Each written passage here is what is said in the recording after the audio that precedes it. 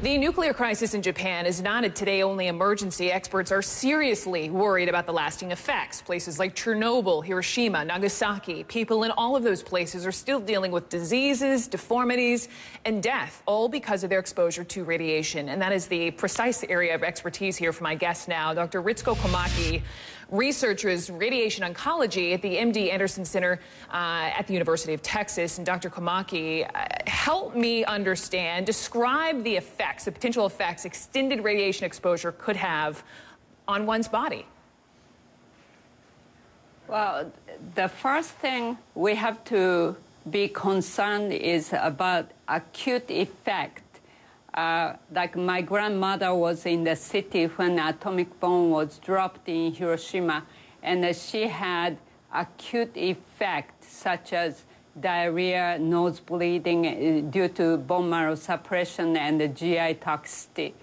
However, she has recovered. She was taken away from Hiroshima city immediately, and then by the time she came back several months after, she recovered and she lived till like 72 years old. However, the residue, the long-term effect is the serious problem. Like one of my friends, Sadako Sasaki, she was exposed when she was 2 years old, and she developed granulocytic leukemia or myelogenous leukemia when she was 10. And she was a child. I mean, I would think that a concern would also be on children, because even lower doses of radiation could have detrimental effects on kids.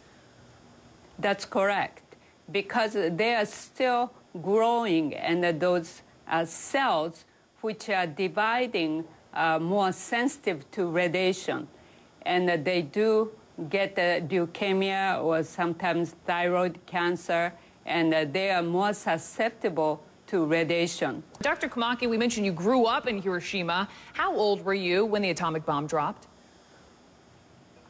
I was 2 years old.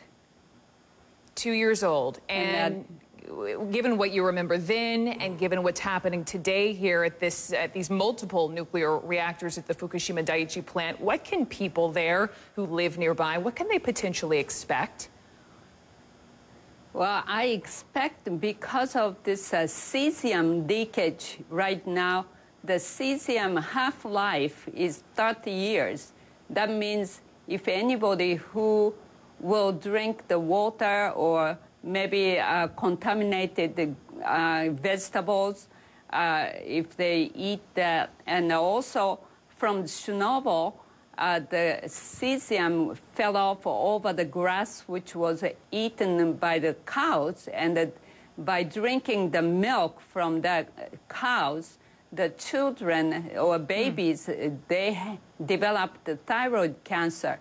That's what I am very concerned about, the babies and the children who are growing up that area. They have to be maybe evacuated from far away. Who are still, as you said, developing. And I also just wanted to ask you more a little bit here on a personal note. You know, my very best girlfriend, she's from Japan. She was actually born in Sendai, and she was texting with me this morning, and she shared a phrase with me today. She said it's a phrase the Prime Minister is using with people who live there. It's called reisei.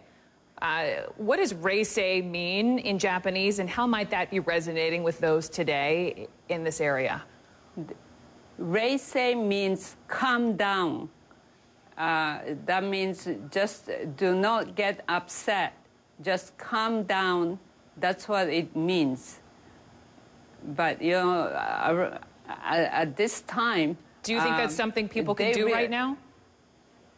Yes. They kept saying, when I was in Japan, when the earthquake hit, I was actually in Japan, and the officers and those people kept telling all the citizens, you know, calm down and just don't get upset. And so, but I think they have to move something very quickly.